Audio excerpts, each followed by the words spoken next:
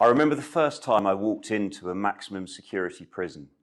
It's a really daunting experience as you go through an airlock and then a football-style turnstile using your fingerprint to get through. And then the metal iron gates start clanging. On this occasion, I went through about 15 of them to reach a room. And that's when I met the scariest human being I have ever met in my life. My sort of height, about 6'1", but big, built, obviously someone who works out a lot. And I knew he was in prison, in a maximum security prison, for a violent gang-related offence. I was absolutely terrified, looking for the panic button. So why was I there? I was delivering him a laptop, an offline laptop, to give him access to some digital education resources. We were offering him a parity of learning experience with a student on the outside for him studying on the inside. And as I racked my brains thinking, what can I say to this terrifying person? I just said, look, this is a pilot project. I trust you not to break this machine or to let anyone else use it. And he looked at me, he said, no one ever says they trust me. And it was at that moment that I realized that what we were offering was something really powerful. It was hope. It was the ability to change someone's perception of what might happen in their future life. So that was the moment that I decided to make it my mission to get laptops into every prison in the UK. My name is James Tweed, and my company Coracle now provides laptops in 86 of the UK's 120 prisons. We've got about 2,500 laptops across the estate.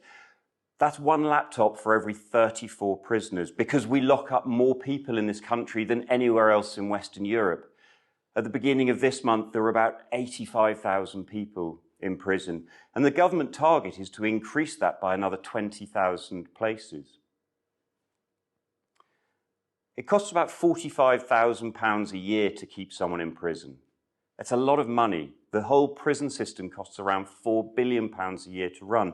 But the cost of reoffending, if we look at the costs of anticipation of crime, the cost of crime itself and the consequence of crime, the Ministry of Justice puts that figure at £18 billion a year.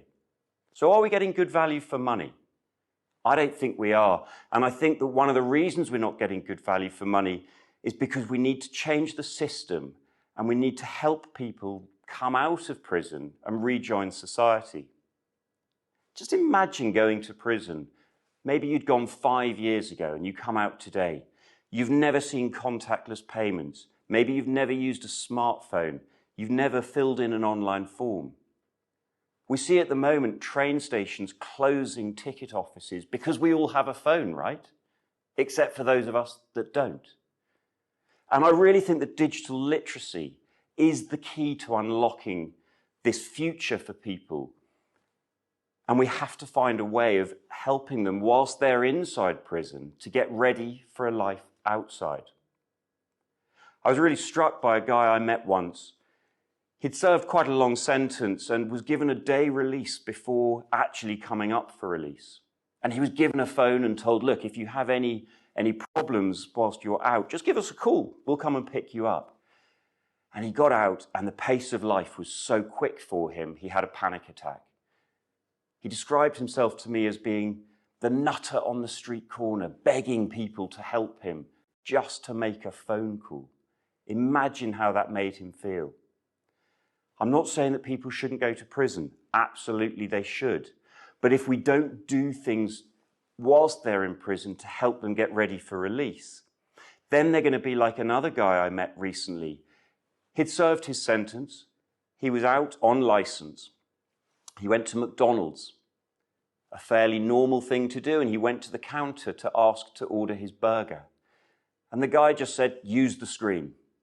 Well, he'd never seen a screen like this. So he reverted to type and smashed it up. The police were called. He's been recalled to prison. That's another year inside for him. Just imagine if we'd taught him some of these skills before he left, how different that outcome would have been. So how does education in prison work? Well, there's no internet. There are no phones. There are classroom-based classes going on if you can get moved to the classroom. But for a lot of prisoners today, even in a post-COVID world, they're still spending 23 hours a day locked up in their cell with nothing to do. So delivering some digital resources in an offline, safe, secure, non-networked way, I think is the way to give people some control of their lives, to make them see a different way. But for those people who do go to a classroom, I wonder if we're just repeating mistakes from before. In the UK, it's only about 0.1% of pupils who get permanently excluded from school. But in prison, 42% of prisoners have been excluded from school. So the idea of taking them straight down into a classroom to redo education, that seems like the definition of madness to me. And of course, prisons are full of people with a really wide range of abilities. 62% of prisoners have a literacy rate that is that of an 11-year-old or younger. Now, there are clearly people who are very talented, and there is a direct link, proven link between access to education, ability to succeed with education, and a loss, a lack of reoffending. So we have to find new ways of doing this. Prisoners that I've come across, hundreds, thousands of prisoners, they value this access to the digital resource in a way that is absolutely humbling.